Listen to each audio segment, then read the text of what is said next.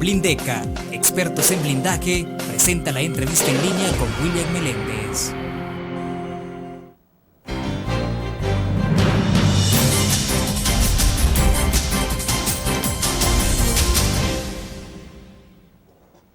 Viernes 18 de febrero de 2011, bienvenidos a la entrevista en línea. Un saludo a los cibernautas que están con nosotros en el www.laprensagráfica.com, también a nuestros televidentes que nos ven a las 9 de la noche en CCTV Canal 25 y 95 en cable de Tigo. Y un abrazo a nuestros compatriotas que están con nosotros por Uniglow Canal 28 en Houston, Texas. Les recuerdo a ustedes que pueden participar en la entrevista, como siempre, a través del chat o mediante el Facebook. Antes de iniciar la entrevista, les comento a ustedes que la Prensa Gráfica está relanzando este día la mega red social más grande en los medios de comunicación, donde usted encuentra todos los productos informativos de la Prensa Gráfica. Y la idea, desde luego, es que ustedes también sean parte de los contenidos digitales que están viendo ahí en pantalla. Y como un reconocimiento a su fidelidad con la Prensa Gráfica, les invito a que ustedes participen en la rifa de un iPad. Solo deben dar me gusta desde su Facebook a la opción que usted ve ahora en pantalla. Desde luego tiene que entrar a Facebook y ahí tendrá pues todos los productos informativos de la Prensa Gráfica y darles me gusta para hacerse acreedor inmediatamente de la posibilidad de participar en esa rifa del iPad. Pues bien, al cierre de esta semana queremos hacer un análisis sobre el entorno de nuestro país en materia económica, la controversia sobre el pacto fiscal, más impuestos y eficiencia o despilfarro del dinero de los contribuyentes. Está con nosotros en nuestros estudios Luis Membreño. Él es un reconocido economista de nuestro país y también es un hombre de casa, es un articulista de la Prensa Gráfica. Luis, es un gusto. Bienvenido. Gracias William, un placer siempre. Bueno, gracias Luis. Para comenzar, el presidente Funes ha reiterado el día de ayer que el paquete de reformas fiscales, o como le gusta llamar al presidente, el pacto fiscal, será discutido al interior del Consejo Económico y Social CES, no como quiere la empresa privada. ¿Qué escenario que se está configurando sobre esto? Dice que yo tengo el privilegio de haber participado en el esfuerzo que se hizo el año pasado de pacto fiscal. Entonces, el gobierno convocó desde septiembre del año anterior, o sea, del 2009, al CES, el Consejo Económico y Social, y se comenzó a participar en eso. Después vino y dijo, bueno, hagamos una mesa para discutir el pacto fiscal, y entonces se constituyó miembros del CES para discutir todo el tema. Pasamos discutiéndolo 4 meses con el ministro de Hacienda, con todos los funcionarios públicos, estaba coordinando el PNUD, los sectores sociales, los sindicatos y el sector privado. Y ya cuando el gobierno ya había hecho todas sus presentaciones habidas y por haber, después de varios meses, entonces llegó el momento en el que los sindicatos y los empresarios iban a hacer ya sus planteamientos. Y entonces ya no le gustó al ministro de Hacienda y lo canceló, ¿verdad? Eliminó el pacto fiscal en ese momento. Dijeron, no, vamos a ir a Paneca 2, que era una reunión que... ¿De qué fecha estamos hablando, perdón? Eso estamos hablando que comenzó más o menos allá por julio y terminó como en octubre. Y entonces en noviembre fue a Paneca 2, en donde supuestamente ya se iba a dar a conocer cómo se iba a discutir ya el pacto fiscal de ahí en adelante, cuando ya lo habían matado, ¿verdad? Y después, ahora en enero, es que sale el gobierno con una propuesta, supuestamente, ¿verdad?, para metodología de cómo se iba a discutir el pacto fiscal, pero resulta que ya tenían un paquetazo de impuestos para la población, pues, y entonces ahí es donde uno queda, pues, sin entender qué es lo que pasa con este gobierno. Pues. Luis, no, ese no es un invento, el hecho de que había esa información que se conoció de Eurasia Group, donde se hablaba de alguna información que había dado ¿cómo se llama?, el secretario técnico de la presidencia sobre anunciando nuevos impuestos, pero era información privada en todo caso. No, la verdad que el secretario técnico fue a Washington a mediados de enero. Él va a una reunión con los organismos internacionales. Él habla abiertamente de cuál es el plan de incremento de impuestos que tienen, porque tiene que justificarlo ante los organismos internacionales. Y en eso tiene una entrevista con esta persona de Eurasia. Y al final de cuentas se le dice, mire, o sea, lo que yo le acabo de decir al Banco Mundial, al BID y a ellos es esto, ¿no? Y este es el paquete de impuestos que viene, ¿verdad? Entonces, ya cuando se filtra eso y se conoce dentro de los medios de comunicación, pues entonces es que se desata todo el problema, ¿no? ¿Y usted qué ve entonces en esto, que había un juego a dos bandas? Yo lo que he visto es que el gobierno siempre ha tenido ese juego, ¿verdad? Porque usted se acuerda que se constituye el CES en septiembre del 2009 y justo después... Entonces comienza un paquetazo de impuestos que lo impusieron, ¿verdad?, porque tenían los votos.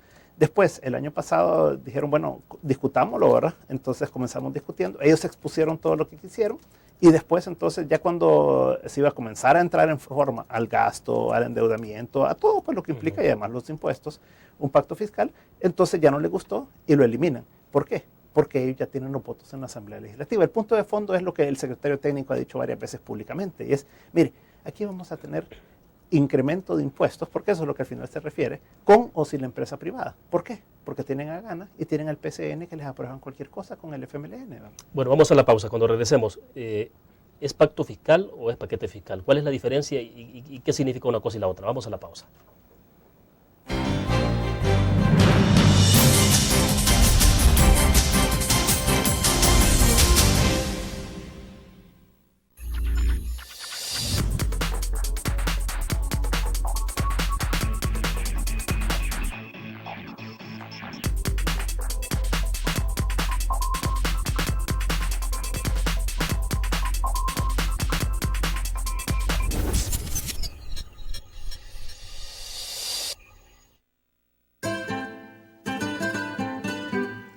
Exquisita comida, profesionalidad en el servicio y un ambiente agradable.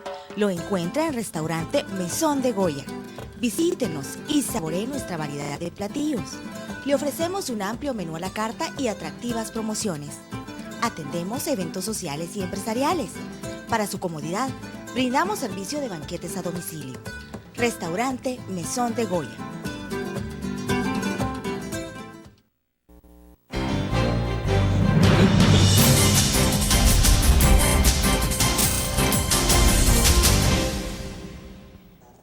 El economista Luis Membreño está con nosotros en nuestros estudios. Le decía al cierre entonces, Luis, del segmento anterior, si pacto fiscal o paquete fiscal, ¿cuál es la diferencia? ¿Qué hace la diferencia entre una cosa y la otra? Si al final no vamos a ¿por qué, digamos, no vamos a terminar en lo mismo? O sea, ¿qué es el tema de impuestos? O sea, pero explíqueme. Es que fíjese que un pacto fiscal es un acuerdo, para comenzar, ¿verdad? Un acuerdo entre diferentes partes, ¿verdad? En segundo lugar, es fiscal. La parte fiscal incluye los ingresos, por supuesto, los impuestos, ¿verdad? Pero también incluye el gasto, ¿verdad? O sea, cómo se gasta, en qué se gasta, la transparencia, ¿verdad? Incluye toda la inversión que se va a hacer, incluye los salarios de los empleados públicos, incluye el endeudamiento. O sea, la política fiscal se discute dentro de un pacto fiscal y se busca acuerdos. Claro. La diferencia con lo que estamos viendo es que este es un paquetazo de incremento y creación de nuevos impuestos, ¿verdad? Entonces, esto no es para discutir la política fiscal, no es para discutir el gasto, no es para discutir la transparencia, no es para discutir el endeudamiento, es solo para imponerle a la población un nuevo grupo de impuestos, porque el gobierno lo que ellos siempre han interpretado como pacto fiscal es cómo hago yo para obtener una justificación y una aprobación del incremento de impuestos que quiero hacer. Ahora, pero al fin de cuentas, el presidente de la República o el gobierno en términos generales puede irse por las dos vías, o sea, y tampoco es ilegal. Para nada. O sea, eso es lo que el sector privado le ha dicho al presidente. Es, mire, si usted al final de cuentas lo que va a hacer es imponer un incremento de impuestos, un paquetazo fiscal, hágalo. Si usted tiene los votos, sabemos que tiene al FMLN, que tiene GANA y tiene el PCN. Entonces, no trate de venir a escudarse y a justificarse en que ha hecho el mate de que se ha dado una discusión al interior del CES, sino que simplemente hágalo y asuma el costo político que esto implica a usted y los partidos políticos, pues, porque al final son los partidos políticos los que aprueban esto. Y recordemos que el CES es no vinculante. O sea, lo que ahí se discuta no necesariamente tiene que hacerse. Y además los políticos simplemente pueden decir, miren, si esa es una discusión de la sociedad con el Ejecutivo, bueno, pero esto no implica nada con nosotros, nunca han venido a platicarnos a nosotros, a pedir nuestra opinión, etcétera. Entonces, al final de cuentas, se puede hacer totalmente lo contrario de lo que allá se decidiera. Pero entonces, desde su punto de vista, el Ejecutivo entonces lo que está obviando es rendir cuentas, explicar cómo, para qué y hacia dónde van a ir esos fondos. Recuerda que lo que ha pasado en este gobierno es que se ha venido dando, primero, un endeudamiento que ya rebasó los límites, ¿verdad? ¿Qué nivel tenemos ahora de endeudamiento? Arriba del 54% del PIB y creciendo cada día, ¿verdad? Porque seguimos viendo las aprobaciones de préstamos en la Asamblea Legislativa y el déficit para este año. Entonces, no quiere que se hable de un límite al endeudamiento, cuando esto es un problema serio para el país. No quiere que se discuta tampoco límites al gasto, ¿verdad? Porque estamos viendo que incrementan salarios, que incrementan plazas, que incrementan subsidios a los buceros, que incrementan todo tipo de gastos. Entonces, lo que el gobierno no quiere hacer es discutir el gasto, ¿verdad? Sino que ellos lo que quieren es un cheque en blanco y que el sector privado, llamada toda la población, porque estos no son los empresarios, como se trata de decir, o no son los grandes empresarios los que van a pagar estos impuestos. Al final es la población la que paga los impuestos. Entonces lo que quiere es sacarle más dinero a una población muy empobrecida y muy golpeada por el costo de la vida. Bueno, ayer hubo más leña al fuego en este caso, Luis, porque el presidente advirtió que la ANEP tiene mala intención, dice, al querer discutir el pacto fiscal con los partidos políticos. Pues obviamente que él considera que ningún político se arriesgará a pagar un costo político como lo implica la aprobación del alza de impuestos o esa creación de nuevos impuestos en un año preelectoral. O sea, dice él que la intención de la ANEP es que no se concrete el pacto fiscal. Lo cual es contradictorio ahora, porque ¿cómo va a decir el presidente que los políticos no se van a arriesgar a incrementar los impuestos en un año preelectoral cuando ellos son los que lo tienen que hacer? O sea, independientemente de que haya un pacto, que haya una discusión, que todo al final de cuentas esto tiene que llegar a la Asamblea Legislativa. ¿Y cuál fue la experiencia de 2009? La experiencia de 2009 fue de que se estaba comenzando a discutir ya las condiciones para un pacto fiscal y entonces vino el ministro de Hacienda con el presidente y dijeron esto es lo que vamos a pasar. Y lo pasaron. Entonces, ¿qué es lo que le correspondió a la empresa privada? Salir y discutir de que este no era el momento, de que no era la forma adecuada, pero al final de cuentas, ¿quién tiene los votos? Eso es lo que cuenta en esto. Es decir, puede haber un consenso, digamos, sobre un pacto fiscal, pero finalmente los diputados podrían modificar eso. O sea, nada garantiza de que ese pacto fiscal que se puede acordar en un momento determinado sea respetado por los diputados, porque ellos son los que tienen la última palabra. Pues sí, pero un pacto fiscal es un acuerdo, ¿verdad? Que no es vinculante. Entonces, la experiencia es de que aquí toda la sociedad se puede poner a discutir algo y pueden llegar o no a un acuerdo también, ¿verdad? Entonces, lo que estaba contemplado en la propuesta del gobierno es que se iba a discutir por 6 meses.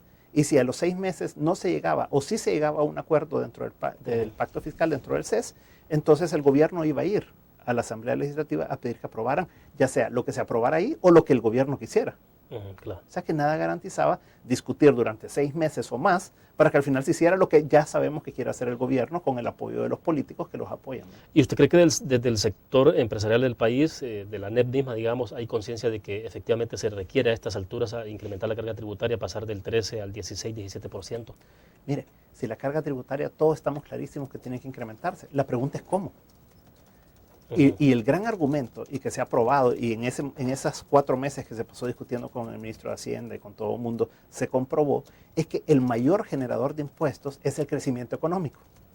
Mientras no haya una reactivación de esta economía, mientras no haya condiciones para que haya más inversión, más empleo y más ingresos de la población, entonces no hay más impuestos. Por más que usted suba los impuestos, es mínimo. Mire la reforma tributaria del 2009. Querían 250 millones para 2010 y recuperaron 65 millones nada más de esa reforma tributaria. Es un fracaso absoluto, es el 25% de lo que querían recaudar. ¿Por qué? Porque la economía no creció. Si la economía hubiera crecido, entonces hubieran obtenido más impuestos. Y por el otro lado, mire el año pasado qué pasó. Subió el precio del petróleo de 30 a 70 y tantos dólares y entonces recaudaron 110 millones más solo por petróleo. Entonces ahí está la explicación bien clara de cómo se hace para incrementar los impuestos. Pues. Perfecto, vamos a una pequeña pausa, volvemos.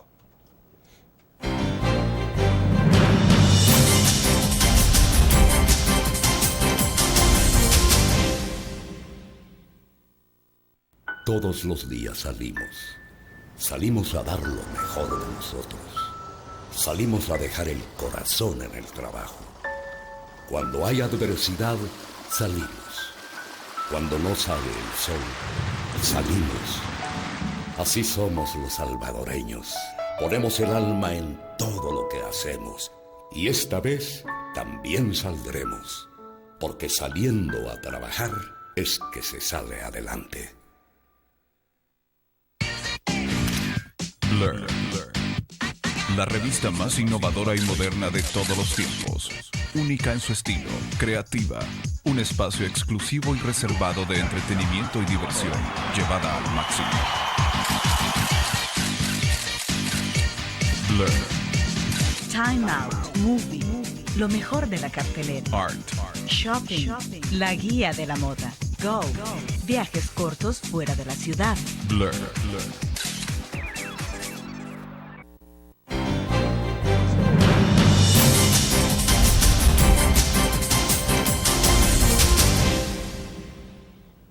Luis, en esto obviamente que es difícil tener una bola de cristal, pues y decir esto es lo que va a pasar, pero por todas las pistas que se están viendo a estas alturas, ¿cuál cree usted que es el camino o cuál es el rumbo que está tomando o hacia dónde se puede desencadenar esto? Mire, así como estamos viendo, y llamémosle así, la política fiscal, ¿qué rumbo tiene, verdad?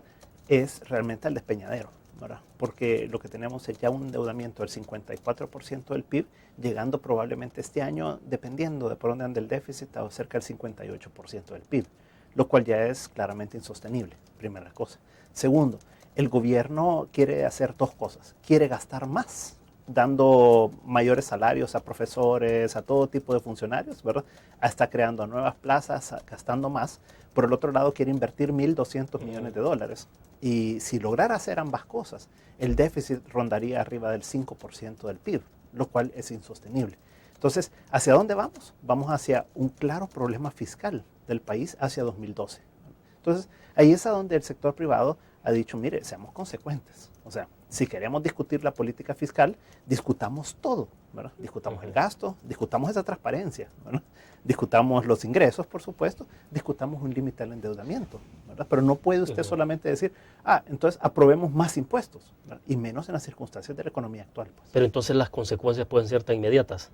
Es decir, usted dice 2012. Lo que pasa es que recuerde que ¿Qué va a ocurrir en 2012, tal cual vamos entonces? ¿En qué condición se puede encontrar el Ejecutivo? Mire, lo que pasa es que el Ejecutivo tiene la complacencia de la irresponsabilidad del Banco Mundial y del BID y del Fondo Monetario, que simplemente les aprueban todo tipo de préstamos. Ahorita, si usted ve, lo que tienen por ejecutar son cerca de 2.000 millones de dólares. Entonces, ellos plata tienen para este año y para el próximo, ¿no? Pero el problema es que el déficit sigue creciendo, el endeudamiento sigue creciendo, y eso lo que genera a la larga es que tenemos que pagar más deuda, ¿verdad? Tenemos que repagar la deuda. Entonces, la única forma de repagar la deuda es con más impuestos. Entonces, a lo que nos va a llevar esto es a una carga tributaria mucho más alta. Y las cargas tributarias, ¿y qué es lo que pasa cuando una economía está en recesión o con un bajo crecimiento? Mire Estados Unidos, ¿qué han hecho? Reducir impuestos. O sea, nadie sale a incrementar impuestos. En el mundo lo que estamos viendo es reducciones de impuestos y lo que estamos viendo ya ahora también es contracción de gasto. Pero si usted comienza a ver las medidas que tomó Laura Chinchilla, la presidenta de Costa Rica, justamente, que se anunciaron el día de ayer, ¿no? Sí, mire. Tiene que ver con austeridad. Ella, Costa Rica, mire todo lo que está haciendo Europa, mire lo que está haciendo Estados Unidos. Ya está planteando que de aquí al 2015 va a ser una reducción de gastos también significativa, ¿verdad? Entonces, eso es a lo que tiene que entender un gobierno, es que no puede gastar más de lo que su población puede producir. Entonces, lo primero que tenemos que hacer es incentivar la producción y los empleos para que haya más ingresos y entonces haya más impuestos. Pero esto no se puede abstraer usted de la situación económica tan complicada que tiene este país que no crece. Luis, en el caso de los organismos financieros, usted mencionaba el Banco Mundial y el BID, hay una complacencia de la irresponsabilidad, dice usted, de ambas instituciones. Pero bueno, los bancos prestan para recuperar también, no es préstamo para que no les devuelvan el dinero. O sea, en este caso... Fíjese que a mí me daba risa que salían diciendo, miren lo que dice Eurasia, que no sé qué, que no sé cuánto. Pero, ¿y quién es Eurasia? Representa realmente, o es una fuente de información para los acreedores del Salvador. O sea, a quienes les debe El Salvador. Porque El Salvador no solo le debe al Banco Mundial y al BID, ¿verdad? Sino que le debe a una serie de inversionistas privados que le han prestado y le han comprado bonos. Entonces, es que ellos dicen que hay que incrementar impuestos. Claro, por supuesto, igual que el Banco Mundial y el BID, porque es para que les paguen a ellos. Entonces, toda esta gente le presta al Entonces, gobierno de don Alex Salvador. Segovia lo que hizo fue explicarle a Eurasia Group que es a los acreedores, finalmente, cómo es que van a hacer para después pagar lo que están endeudando. ¿Y por qué? Porque iba a colocar los 653 millones de eurobonos que tenía que renovar de los bonos que se vencen en abril del 2011. Entonces, él llegó a explicarle a toda esta gente por qué tenían que tener confianza y comprar los bonos del Salvador, porque sí había fuente de repago. ¿Y cuál era la fuente de repago? Los impuestos ya existentes y los nuevos que venían. Por eso, pero entonces el Banco Mundial y el BID están claros de que van a poder recuperar sus fondos. ¿O les han dado garantías de que sí se da esta reforma tributaria, ¿verdad? Porque el tema es que en la medida que el endeudamiento sigue creciendo, el pago de intereses también sigue creciendo. Y recuerde que ahorita el tema es que los intereses son bajos. El año pasado el gobierno se ahorró más de 100 millones de dólares en intereses. ¿Por qué? Porque las tasas de interés están en el suelo en el mundo. Pero eso no va a ser permanente. Eso va a tender a subir en el tiempo. Entonces, cuando esas tasas de interés suban, Esto es una deuda subprime, pues a lo que estamos llegando es que cuando el gobierno se endeuda al 1%, pongamos en letras del tesoro, y después tiene que salir a pagar 5%, es muy diferente a lo que tiene que pagar en intereses, ¿verdad? Entonces, la fiesta es ahorita que los intereses son muy bajos, pero a la larga hay que pagarlo a otra tasa de interés. Ahora, el país tampoco está en una condición como Grecia, Finlandia y los demás países que prácticamente fueron a quiebra. Todavía no, ¿verdad? Pero vamos en camino de. Porque recuerde, ¿qué era lo que nos decían? ¿No hay demasiada alarma en esto, Luis? Es decir, no, mire, es que los números no engañan. Uh-huh. ¿Qué es lo que sabíamos a principios de la década del 2000? Era que El Salvador no debería tener más de 40% del PIB de endeudamiento. ¿A dónde estamos? En 54. ¿Por qué hemos perdido los grados de calificación que teníamos antes, que eran tan buenos? Porque no es sostenible este ritmo de endeudamiento que lleva el país. Y si este año hacen todo lo que dicen que van a hacer, el déficit va a ser superior al 5% del PIB. Y eso nos va a llevar a un endeudamiento cercano al 58 a 60% del PIB según lo que lleguen a gastar. Entonces vamos en camino de. Y eso es lo que no podemos permitir como salvadoreños, pues. Perfecto. Una pequeña pausa y volvemos con más.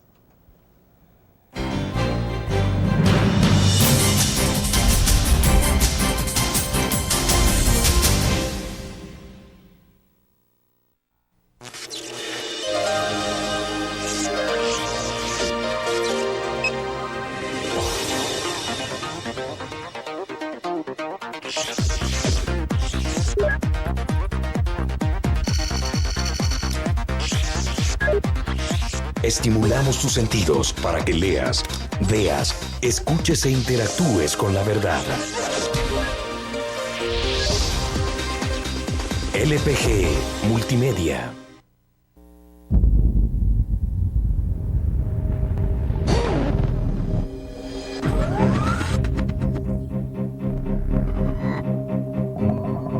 El inicio de una estrategia financiera desde los negocios y la actividad económica hacia toda Centroamérica.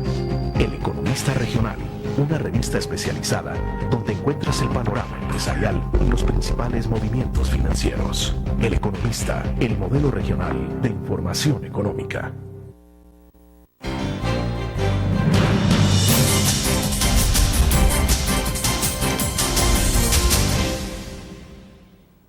Hay un dato que resulta un poco, no sé si contradictorio o es un poco irónico, Luis, y es el hecho de que tiene que ver, y se lo preguntaba un poco en el corte comercial, alrededor de la ejecución presupuestaria, que fue muy baja el año pasado. Uno dice, bueno, ¿cómo es que se requiere más dinero, pero lo que se tiene tampoco se está ejecutando?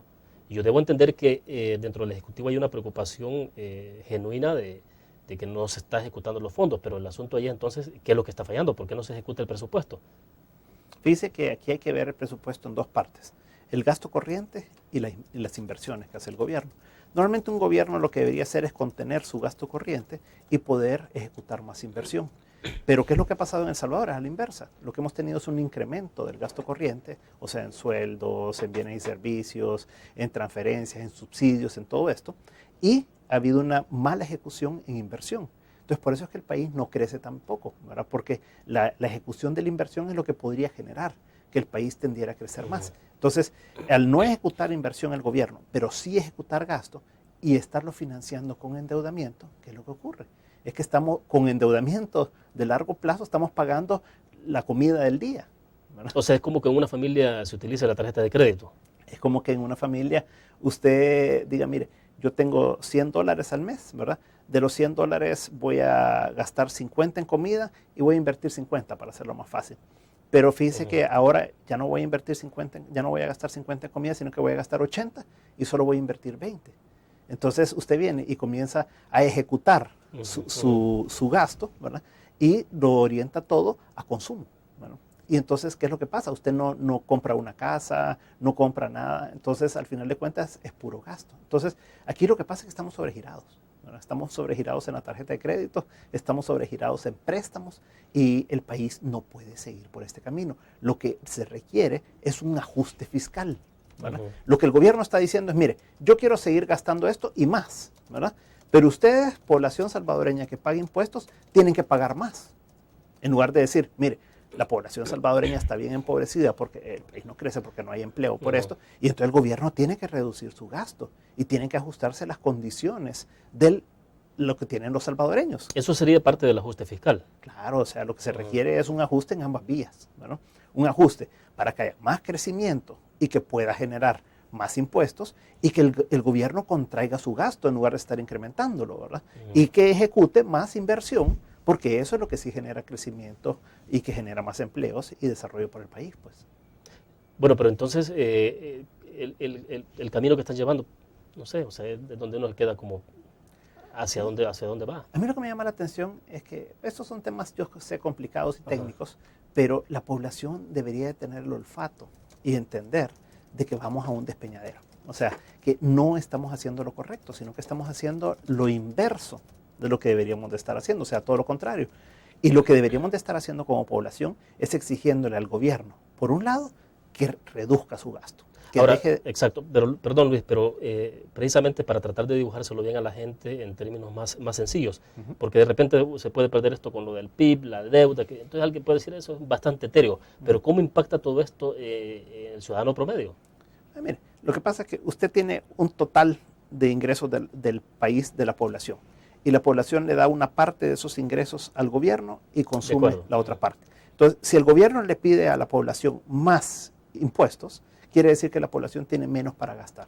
Entonces, simplemente el gobierno no produce nada. El gobierno solo le quita a los ciudadanos dinero para gastarlo como quiere. Entonces, si el gobierno quiere seguir creando más plazas, si quiere seguir subiendo sueldos, si quiere subiendo subsidios, por ejemplo, a los buceros, pues los recursos salen del pueblo.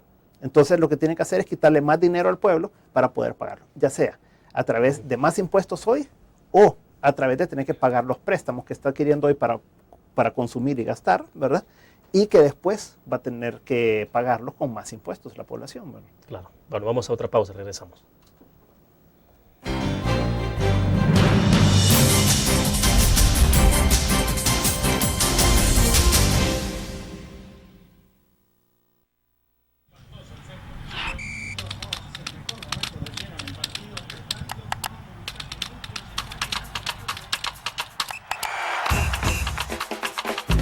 La emoción del deporte está en www.elgráfico.com. Ingresa al nuevo escenario deportivo y descubrí toda la pasión del deporte. Fotos, videos, fichas y resultados de las mejores ligas del mundo. Elgráfico.com. Conectados por deporte. Learn. La revista más innovadora y moderna de todos los tiempos. Única en su estilo, creativa.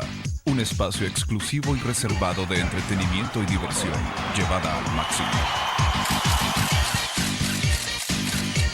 Blur. Time Out, Movie, lo mejor de la cartelera. Art. Shopping, la guía de la moda. Go, viajes cortos fuera de la ciudad. Blur.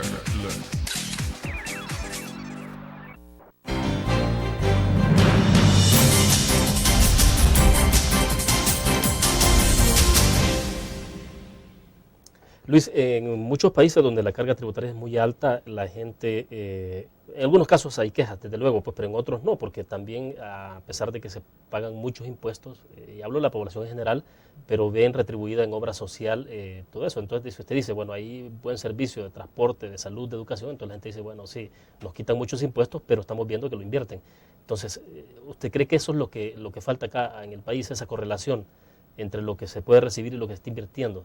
Fíjese que yo creo que son dos cosas que son muy importantes. Una es la que usted menciona y es que la gente lo percibe en servicios. Por ejemplo, en Estados Unidos usted tiene buenas escuelas en su comunidad, en su zona. Entonces usted manda a sus hijos a la escuela pública porque la educación es buena. Usted tiene problemas de salud y tiene el Medicare, tiene el Medicaid, etcétera, y entonces usted tiene buen acceso a salud. Usted no tiene que contratar un vigilante para que le cuide su casa o su colonia o su pasaje, ¿verdad? Sino que usted tiene suficiente seguridad con la seguridad pública para estar tranquilo, ¿verdad? Y etcétera. O sea, entonces, en la medida que la población percibe esos beneficios, no le importa pagar más en impuestos. Pero además hay honestidad en el uso de los recursos. Y aquí en El Salvador, incluyendo en este gobierno, y no es exclusivo de este, pero también en este gobierno, que era el gobierno del cambio, hay una falta de transparencia. Ni siquiera quieren pasar la ley de transparencia. Y hay corrupción. Bueno, y eso es lo que la población exige, que den buenos servicios y que no se roben el dinero, ¿no? Y eso es lo que no se ve en gobiernos anteriores ha habido y en este también lo existe, ¿verdad? Entonces, ahí es donde no hay una correspondencia entre lo que el gobierno pide y lo que da. Y como parte de una discusión de pacto fiscal, todo esto entraría al debate. Claro, o sea, todo esto es parte de, ¿verdad? O sea, por ejemplo, el Ejecutivo tendría que explicar por qué quiere más recursos y cómo los va a invertir y en qué áreas. Por ejemplo, ¿por qué no se discute el presupuesto de la nación en un ente como en el de discusión del pacto fiscal? Eso fue lo que se le dijo al ministro de Hacienda el año pasado. En septiembre se le dijo, mire ministro, ¿y por qué no trae el presupuesto aquí y lo discutimos? Ah, no, eso es con los diputados, nos dijo. Los diputados son los que tienen que aprobar. Y tienen toda la razón. Son los diputados los que aprueban. Pues lo mismo le decimos hoy, ¿verdad? O sea, así como en aquel momento no quiso discutir el presupuesto porque los diputados lo iban a aprobar, pues tampoco hay que discutir los impuestos en este momento, en una instancia como esa, porque son los diputados los que lo aprueban al final de cuentas y aprueban lo que quieren, no lo que se les pueda sugerir o lo que se les pueda pedir que aprueben, ¿verdad? Entonces ahí es donde no hay una consistencia entre lo que ya hicieron y lo que piden del sector privado y del resto de la sociedad, ¿verdad? Ahora, ¿el Consejo Económico y Social será que está agotado o no? ¿O tiene todavía posibilidades de que...? Mire, yo creo que el Consejo Económico y Social tiene un defecto de nacimiento y es su constitución. ¿Cómo se constituyó? La falta de representación que hay de ciertos grupos que están representando ahí a la sociedad. Y por el otro lado, yo creo que hay un manejo político que ha venido haciendo el gobierno del CES que no es el correcto. En otros países, cuando se tiene grupos de discusión nacional, no participa el gobierno, sino que es puramente entre la sociedad civil. ¿Y por qué? Porque si no el gobierno, el juez es juez y parte. El gobierno quiere ciertas cosas para ellos, ¿verdad? Y entonces dirige las discusiones hacia allá. Entonces, por eso es que el gobierno en otros países, como en España, por ejemplo, no participa, sino que es simplemente un espectador y un tomador de resultados o un ejecutor. Es como el equivalente que se tiene acá, el CES. Claro. Entonces el CES debería funcionar de manera totalmente independiente. Exacto. ¿Quién define agenda, los temas que van a incluirse entonces? La sociedad civil. O sea, no llega el presidente a decir esta es la agenda a través de su secretario técnico. No debe decir vamos a discutir esto, ¿verdad? Sino que lo que se hace es que se pone una dirección ejecutiva, una relatoría, ¿verdad? Que en este caso ha sido el PNUD. El PNUD, el problema es que ha tomado partido, ¿verdad? Y ha tomado partido a favor del gobierno. Y eso no es correcto. ¿En qué lo ve usted actuando de esa manera? El PNUD? Lo hemos visto en todo el manejo de la agenda, ¿verdad? Cuando estábamos discutiendo el pacto fiscal, entonces de repente lo sacaron, ¿verdad? El tema y mataron la comisión, o sea, la eliminaron la comisión. ¿Por qué? Porque el gobierno no quería, ¿verdad? Y el PNUD se prestó a esas cosas, ¿verdad? Entonces eso hace que pierda uno confianza en instituciones como el PNUD, ¿verdad? Porque debería de haber sido neutral en estas cosas. Y además, como le digo, en otros países, para justamente evitar este tipo de conflicto de intereses, entonces el gobierno no participa, sino que están los sindicatos, están los empresarios, están representantes del resto de sociedad civil, porque todos somos sociedad civil, y de esa manera entonces puede tener alguien que coordine y que apoye el esfuerzo, pero no alguien que dirija la agenda. Lo que el resultado que surge de ahí es vinculante o no. Sí, claro.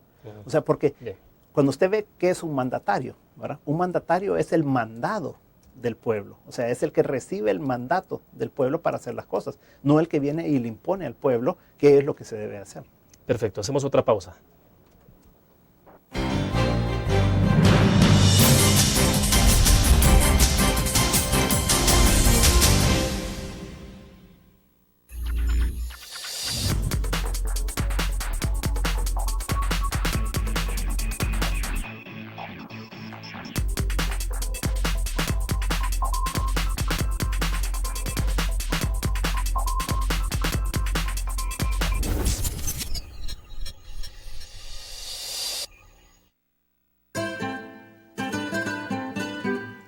Exquisita comida, profesionalidad en el servicio y un ambiente agradable.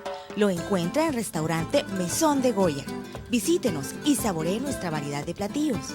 Le ofrecemos un amplio menú a la carta y atractivas promociones. Atendemos eventos sociales y empresariales. Para su comodidad, brindamos servicio de banquetes a domicilio. Restaurante Mesón de Goya.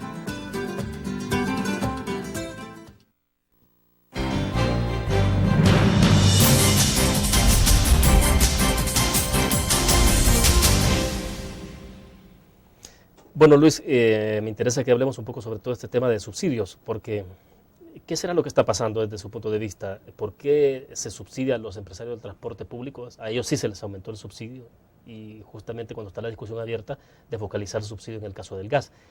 Uno se pregunta por qué, ¿es porque no hay una política clara gubernamental sobre el tema de subsidios que se actúa de esa manera o cuál es la intencionalidad de unos sí y otros no? Fíjese que yo le diría que es simplemente la capacidad de presión que tiene cada sector, ¿verdad? Cuando usted habla de la población en general, no tiene una capacidad de presión, a menos que haga algo como lo que se hizo en Egipto, ¿verdad? Que son cosas extremas. Entonces, la población se le puede quitar el subsidio y en general pues va a echar la cabeza y decir, pues no me parece, pero ya estuvo, ¿verdad? Pero los buceros le paran las unidades, le generan el problema del tráfico, le dicen a la gente que le van a subir el precio, etcétera, y entonces el gobierno cede. Además que tienen una presión importante dentro de las fracciones legislativas, ¿verdad? La influencia política. Claro, que hace que el gobierno ceda ante eso. Entonces, gente que da mal servicio, volviendo al tema del servicio, ¿verdad? Que no le presta a la población el servicio que busca, y además se le da más subsidios. ¿Cómo va a ser que se les dé ahora $750 de subsidio mensual a cada bus, cuando en lo peor de la crisis del 2008, cuando el precio del petróleo llegó a casi $150 y hoy está como en 85, entonces hoy se les da más que en aquel entonces? En aquel entonces era 500 y hoy son $750. ¿Cómo se explica eso? O sea, es simplemente capacidad de hacer presión y que el gobierno, al final de cuentas, tiene todos estos recursos disponibles, ¿verdad?, para darles más subsidio a esta gente, callarlos y ganar votos, ¿no? Porque podría focalizarlo como lo ha hecho con el caso del gas, como lo quiere hacer con el caso del gas. Es decir, usted focaliza con los sectores que lo necesitan. En este caso del bus, usted podría decir, por ejemplo, focalicémoslo dándoselo a la tercera edad y a los estudiantes, por ejemplo. Sí. O sea, pero no a los buceros, sino a las personas. Ahí vamos. O sea, debería ser a la demanda, no a la oferta. O sea, a la persona que va a llegar y se va a subir al bus y le va a pagar con su subsidio al bucero, ¿verdad? Porque si no, imagínese, usted tiene un bus, lo saca a dar una vuelta 2 veces al día, ¿verdad? Cobra $750 al mes y gasta al final menos que eso, además de lo que cobra por el pasaje, ¿verdad? Entonces no es coherente, no es consistente, ¿verdad? Y eso además le genera un atascamiento en ciertas horas de tráfico, porque saca más unidades que las que requiere la sociedad, ¿verdad?, para irse a justificar el subsidio del bus que le dan, ¿verdad? Ahora, le preguntaba con el tema de una política sobre subsidios, porque si hubiera política se trataría todo el tema de subsidios de la misma manera. No importa si es gas, en este caso, si será después el combustible o lo que sea. Y mire, los subsidios se justifican si son a la demanda, o sea, al usuario, ¿verdad?, y a personas en extrema pobreza. El problema es que este gobierno está queriendo ampliar el concepto de una manera tan grande, ¿verdad?, y además dándoselo a grupos de presión. Y así como el subsidio, usted puede decir también de los incrementos de sueldos a diferentes sectores de funcionarios públicos, ¿verdad?, por la capacidad de presión, ¿verdad? Entonces, no hay una política clara de quién debería recibir un subsidio. Aquí hay un mapa de pobreza. Aquí sabemos quiénes son los pobres. ¿Por qué no se le da a estas personas un paquete de subsidios para que puedan salir de la extrema pobreza, ¿verdad? Y es lo único que el gobierno puede hacer y con la cantidad de recursos que tiene, ¿verdad? De otra manera es seguirse endeudando para ir pagando la comida del día, ¿verdad? Y eso es lo que no se puede hacer, ¿verdad? Bueno, pero hasta hoy lo que se ha demostrado es que esa forma de administrar recursos con el tema de subsidios ha funcionado. ¿O cómo se cubre eso? Es decir, porque aparentemente entonces funciona, o sea, así como lo están haciendo. ¿Qué quiere decir que funciona? Que lo podemos pagar. O sea, no funciona realmente en el sentido de que genere los beneficios que debería de traer esto, ¿verdad? Pero sí funciona en cuanto a que el gobierno lo puede pagar. ¿Por qué lo puede pagar? Porque los impuestos en este país no son bajos, ¿entiendes? O sea, aquí hay una contradicción. ¿Cómo es que sí podemos pagar todo esto si no tenemos impuestos supuestamente, ¿verdad? Bueno, pues lo hacemos porque tenemos impuestos de hoy y porque tenemos endeudamiento, ¿verdad?, irresponsable, que va a ser los impuestos del futuro, ¿verdad? Entonces ahí es a donde no es consistente todas estas acusaciones y decisiones del gobierno, porque no es clara la política, ¿verdad? Lo que debería estar haciendo el gobierno es viendo cómo reduce subsidios. Y le doy un ejemplo bien claro. ¿Cuánto nos han regalado los americanos para hacer todo el desarrollo de la zona norte del país? Sí, 467 millones de dólares. Eso se ejecuta más o menos en 5 años. ¿Cuántos son los subsidios? Más de 500 millones de dólares al año. O sea que una carretera transversal del norte y todo su desarrollo de la zona norte lo podríamos financiar con 1 año de subsidios, para que vea la magnitud de lo que desperdiciamos. Y fíjense, los fondos del milenio ejecutaron el año pasado un poco menos de 200, como 168 millones de dólares. Sí, sí. En total, imagínense lo que sería ejecutar 500 millones de dólares en inversión de ese tipo, con ese grado de transparencia y de eficiencia, ¿cómo cambiaría la vida de la población? Claro. Perfecto. Vamos a otra pausa. Cuando regresemos, quisiera que me explicara cómo se está perfilando este año en materia económica en términos generales. Vamos a la pausa.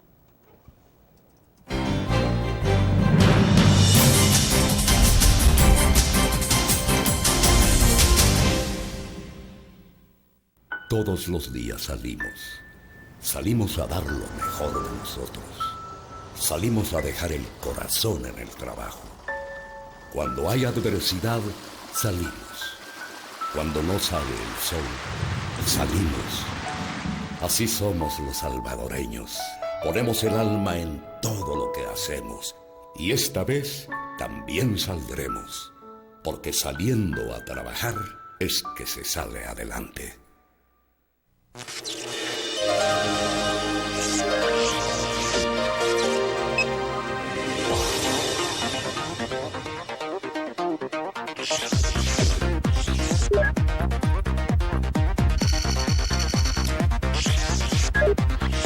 Estimulamos tus sentidos para que leas, veas, escuches e interactúes con la verdad. LPG Multimedia.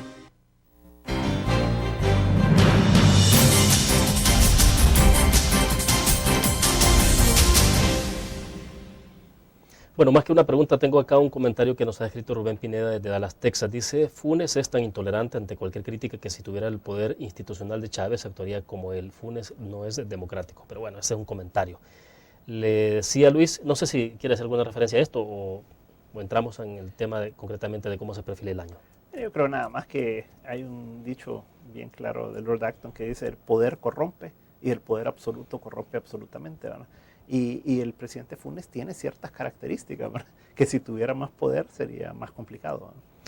Bueno, vamos entonces, ¿cómo se está viendo 2011, Luis? Ya tenemos prácticamente, bueno, estamos ahora es 18, casi 2 meses. Sí. Mire, lo que hemos visto es que enero volvió a caer la actividad económica, o sea, no ha seguido la tendencia del último trimestre del año pasado, por lo que se va a dar probablemente lo que estábamos diciendo, y es que el crecimiento no va a ser muy superior al 1% este año. Y mi gran preocupación está en el tema de los precios, y en los precios de los alimentos en particular. A mí me preocupa grandemente los incrementos en el precio del frijol, del maíz, del trigo, o sea, con eso el pan, del aceite, etc. Entonces, todos estos productos que han venido subiendo de precio a nivel internacional, ¿no?, algunos, y otros a nivel local como el frijol, ¿no? Entonces, lo que va a implicar esto es que la canasta básica se va a incrementar significativamente este año, ya se está incrementando y se va a seguir incrementando. Por ejemplo, en el caso del frijol y del maíz, a mí me preocupa qué va a pasar entre mayo, junio y julio, antes que salga la cosecha de agosto, cuando no hay oferta en el mundo de este tipo de producto, del frijol en particular, y el maíz, que en el mundo está subiendo, ¿verdad? Y el trigo, que tiene una relación muy directa con el maíz, porque son sustitutos en las áreas sembradas en Estados Unidos por los biocombustibles. Entonces, todo eso lo que está generando y va a generar es un encarecimiento de todos estos productos. Entonces, me preocupa. Esto es más inflación. Es más inflación, pero sobre todo es menos dinero en el bolsillo de la gente, ¿verdad? Entonces, me preocupa porque si viene el gobierno a querer subirle impuestos al pueblo, ¿verdad?, porque al final de cuentas cualquier incremento de impuestos, por más que digan que es a los ricos, es al pueblo y es a la población. Si además vamos a tener alimentos más caros, porque han subido a nivel internacional y porque hemos tenido problemas internos de clima también, y van a subir probablemente también las energías, como el petróleo. Estamos viendo el petróleo, la gasolina a $4 en las gasolineras, y probablemente va a llegar a precios más altos. Entonces todo esto va a golpear a la población, y si además viene y le quita el subsidio al gas propano, todo eso golpea el bolsillo de la población. Entonces, mi gran preocupación es hasta dónde se puede estirar la pita, hasta dónde va a aguantar el pueblo salvadoreño estos incrementos de precios sin que ocurra algo en este país, ¿verdad? Ahora, porque más allá de que la focalización del gas, por ejemplo, sea exitosa y llegue exactamente a las personas que lo necesitan, eso va a generar un efecto cascada en el precio de los productos. O sea, eso parece que es inevitable. Obviamente, o sea, mire, restaurantes, comedores, tantos lugares a donde se ocupa el gas propano, ¿verdad? Y que ha estado subsidiado para todos ellos, no lo van a tener. Y por más que digan que las tortilleras, que las panaderos y todo, al final de cuentas, este sistema se basa en que usted lo paga primero. Lo paga y después recupera la plata de parte del gobierno, ya sea a través de una cuenta bancaria o cualquier otro mecanismo que ocupen. Pero lo que la población siente es que ya no va a llegar a comprar el tambo de gas y que va a estar al precio que estaba antes, sino que va a tener que desembolsar los 8.50 más, que probablemente después los pueda recuperar, ¿verdad? Pero eso implica ya colas, implica procedimientos, procesos y demás, pues entonces... Aunque el presidente trata de simplificarlo de una manera bien sencilla, dice, bueno, agarra usted los 8.50 que le van a dar, se los echa a la bolsa y cuando vaya a comprar el cilindro de gas, entonces se lo saca y ahí pone usted la diferencia del costo, o sea, pero no funciona tan así en la psicología de la gente. No, claro, sí, fácil es decirlo para el que tiene las millonadas de plata que tiene, ¿verdad? El problema es para la persona que tiene los 50 centavos del bus del día, ¿verdad?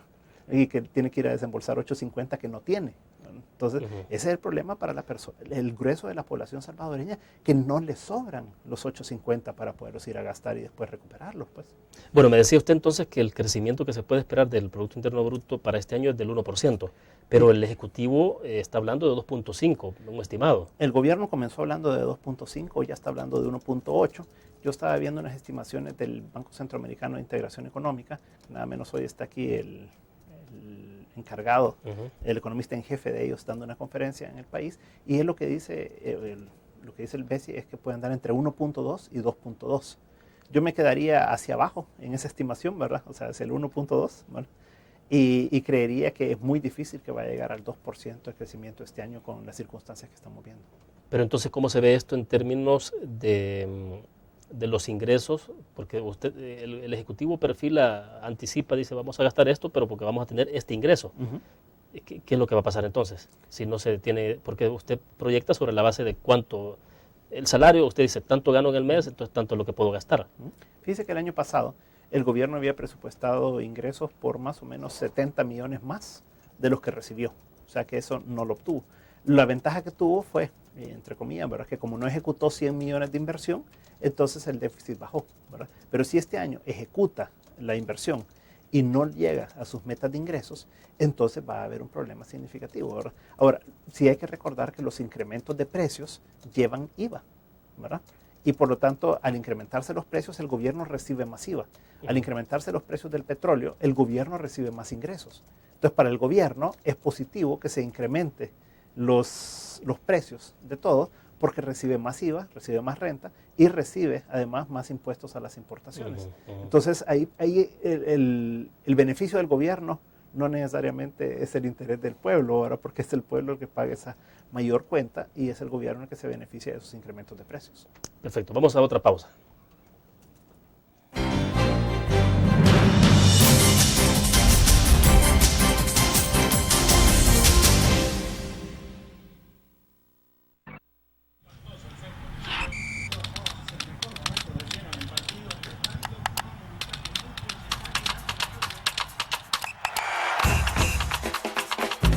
La emoción del deporte está en www.elgráfico.com.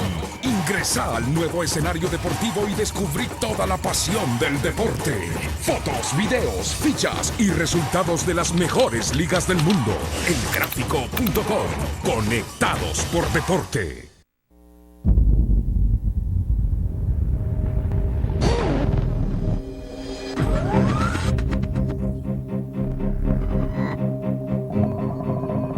De una estrategia financiera desde los negocios y la actividad económica hacia toda Centroamérica. El Economista Regional, una revista especializada donde encuentras el panorama empresarial y los principales movimientos financieros. El Economista, el modelo regional de información económica.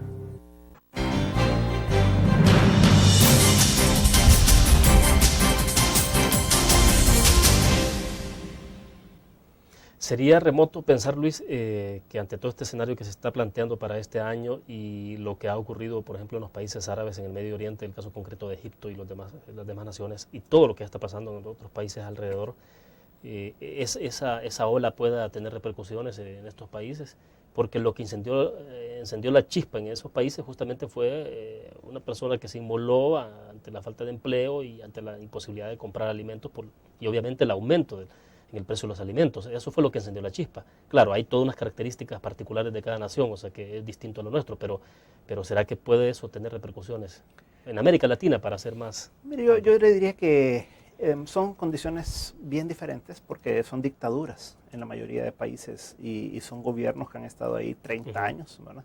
Y yo diría que los gobiernos que tienen ese tipo de características son los que sí deberían de estar preocupados inicialmente, ¿verdad? O sea, por ejemplo, el gobierno de Chávez, ¿verdad? Un gobierno que no es democrático, un gobierno que ha tenido una gran cantidad de fallas y de errores y que además se quiere perpetuar en el gobierno. Entonces, ese tipo de gobiernos, como el de Irán también, son los que pueden tener problemas, además de todos los gobiernos que estamos viendo de Yemen, de Jordania, todo, ¿verdad? Ahora, en América Latina, o en el caso particular de El Salvador, yo diría que son circunstancias diferentes, ¿verdad? O sea, aquí tenemos un gobierno electo democráticamente hace año y medio, ¿verdad? Claro.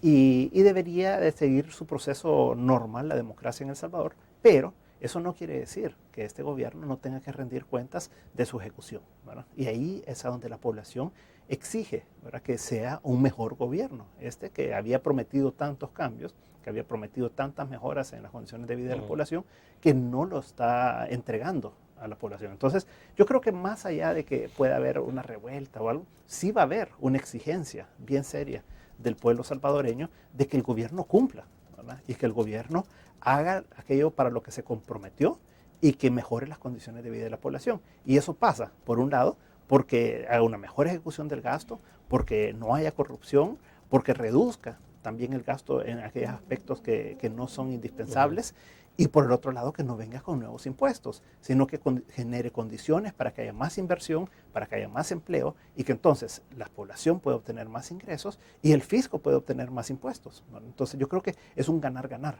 pero seguir con este enfrentamiento con el sector privado y con otros sectores de la sociedad no nos va a llevar a nada bueno a este gobierno. Es decir, lo que podemos tener acá es, digamos, una respuesta de la población en términos quizás de participación electoral, de cómo decide su voto para 2012. Eso es lo que puede pasar. Esa es la ventaja, ¿verdad? O sea, tenemos elecciones ya pronto, la población se va a poder expresar, ¿verdad? Ya es la mitad del periodo del presidente Funes y por lo tanto va a tener la oportunidad de decir, me parece lo que el FMLN ha hecho en este gobierno, ¿verdad? O no me parece lo que ha hecho, ¿verdad? Y ahí va a tener la población la posibilidad de escoger entre todos los partidos políticos y las opciones que hay, ¿verdad? Ahora, cada vez más, me imagino que se vuelve difícil, y sobre todo ya cuando el FMLN está gobernando, el presidente Funes, todo este tema de la esperanza, del cambio, o sea, es sumamente difícil en estas circunstancias. Pero lo bueno es que el FMLN ya probó hacer gobierno, ya vio que no es de soplar y hacer botellas, ¿verdad? Ya vio que en realidad es difícil gobernar, es difícil cumplir, porque fácil es prometer, ¿verdad? Y fácil es decirle a la gente el cambio ya viene, la esperanza ya viene y demás, pero otra cosa es con guitarra, ¿verdad? Otra cosa es cuando usted ya tiene el control del Ejecutivo y con todo el apoyo del Legislativo, que eso no necesariamente todos los presidentes de Arena lo tuvieron antes, ¿verdad? Entonces, este presidente tiene todo el control del Ejecutivo, todo el control del Legislativo, ¿verdad? Y le han aprobado todo lo que quiere. Entonces, lo que tiene que hacer ahora es cumplir. Lo que tiene que hacer ahora es entregarle a la población lo que le prometió. Y lo que le prometió son mejores condiciones de vida, más empleos, ¿verdad? Y eso es lo que la población le exige que haga. Ok, hacemos la última pausa comercial y volvemos.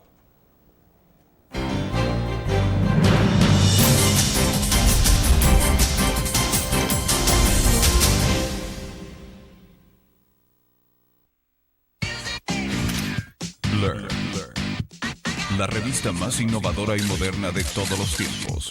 Única en su estilo, creativa, un espacio exclusivo y reservado de entretenimiento y diversión, llevada al máximo. Blur. Time Out, Movie, lo mejor de la cartelera. Art. Shopping, la guía de la moda. Go, viajes cortos fuera de la ciudad. Blur.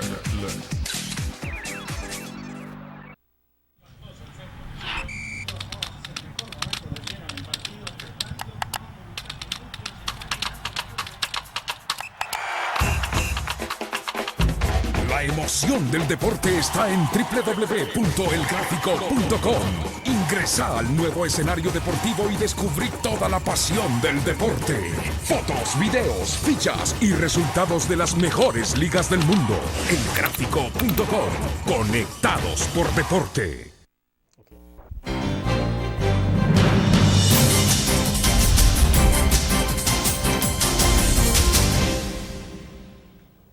Bueno, Luis, ¿qué es lo que se puede hacer ante todo esto entonces? Porque hace poco también leíamos una encuesta que se ha publicado donde se plantea ya un creciente aumento en la inconformidad de la gente sobre la democracia. Porque claro, la gente de alguna forma tiende a medir democracia también con la situación de hambre de su familia, de sus hijos, de sus padres. Y entonces dice democracia en tanto también haya comida en la casa. Pero bueno, ¿qué hacer para que no haya o no se profundice un poco el desencanto que ya hay en algún sector de la población sobre la democracia? A mí me preocupa eso, fíjese, que la gente asocie que la democracia no es un buen sistema para mejorar su nivel de vida y que entonces esté dispuesta a cualquier sistema no democrático, ¿verdad?, para poder obtener mejores beneficios. Entonces, yo creo que lo que tiene que lograr este gobierno y el país en general es un mayor crecimiento económico. Entonces, ¿por dónde comenzamos? ¿Verdad? Y comenzamos con que no debe seguirse atacando de esa manera al sector privado. Sí, mire, al final de cuentas el sector privado genera el 90% de los empleos, el 90% de los impuestos, el 90% de los ingresos en general que tiene la población. Entonces, lo que tenemos que hacer es ponernos de acuerdo en realidad en un pacto por el empleo. Porque la clave de esto está en cómo hacemos para que haya más inversiones y que haya más empleo en el país. Porque de lo contrario, si aquí seguimos enfrentados entre diferentes miembros de la sociedad y un presidente muy confrontativo que la tiene contra el sector privado, recuerde que si el sector privado nacional no invierte, el extranjero menos que va a invertir en el país. Lo que necesitamos es atraer inversionistas extranjeros y nacionales a que generen más trabajo en el país y de esa manera se va a generar todo lo demás, porque se genera más ingresos, más impuestos y todo lo demás. Entonces, yo creo que la clave está en cómo hacemos para que esta economía vuelva a crecer. Ahora, si el presidente sigue con esta actitud de seguir insultando, de seguir atacando, de seguir golpeando bajo, etcétera, entonces yo creo que no vamos a llegar a nada bueno. Y lo que va a pasar es que la gente se va a seguir desencantando con el sistema político salvadoreño y entonces sí podemos caer en peligros más graves, ¿no? Bueno, el presidente ya admitió en algún momento, por ejemplo, el año pasado, que la fábrica de empleo evidentemente no está en sus manos, sino que la tiene el sector privado, el sector empresarial del país. Está en sus manos, totalmente, porque es él el que ha generado las condiciones de confrontación y de enfrentamiento que antes las generaba el FMLN. Pero hoy es él en su persona, porque usted lo ha visto en toda esta gira por todos los medios de comunicación y de insultos y de todo, incluyendo lo que hacía ayer. Y de esa manera lo que él hace es ahuyentar a toda la inversión. Recuerde que el inversionista nacional o extranjero se puede ir a cualquier país o puede venir a El Salvador. Entonces, si él sigue con ese discurso, si siguen atacando a FUSADES, por ejemplo, con esa actitud tan baja del Ministerio de Hacienda, de un ataque a una institución sin fines de lucro. Entonces, eso lo único que hace es mandar mensajes bien claros a la población de que aquí hay una persecución a todo el que quiera generar empleo, a todo el que quiere invertir en el país, y no solo que invierte, se arriesgue y demás, sino que además es el malo de la película. Entonces, mientras esa actitud no cambie, no va a haber más inversión, y por lo tanto sí está en manos del presidente cambiar eso.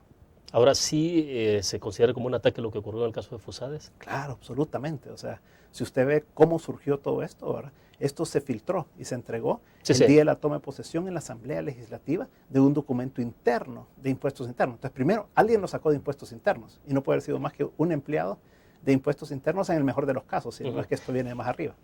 Vale, pero, Luis, pero más allá de si se filtró o no se filtró, el asunto es la fortaleza de si es cierto eso del tema de que si es grabable o no lo que hizo FUSADES. No es grabable, absolutamente. Ese es el punto de discusión. Primero, FUSADES es exento de impuestos sobre la renta desde 1984, por lo que no puede ni siquiera cuestionarse eso. Y segundo, no causa IVA, porque es un bien incorpóreo que se llama, ¿verdad? O sea, intangible, y eso nunca paga impuestos de IVA, ni siquiera en una empresa con fines de lucro, ¿verdad? Entonces, absolutamente no hay ninguna razón por la que FUSADES hubiera evadido, ¿verdad?, impuestos. Bueno, lo complicado de todo esto es que lo que se plantea a futuro es que vamos a elecciones y eso tiende a polarizarse más, o como ha ocurrido en otras oportunidades. O sea, hay esa tentación, ese peligro. ¿Sabe qué es lo triste? Es que este gobierno era un gobierno que iba a reducir supuestamente la polarización, y lo que está haciendo es que ya se encauzó en el mismo esquema electorero del FMLN en contra del sector privado, y de esa manera lo único que va a generar es menos posibilidades de desarrollo y mayor pobreza para los salvadoreños, pues.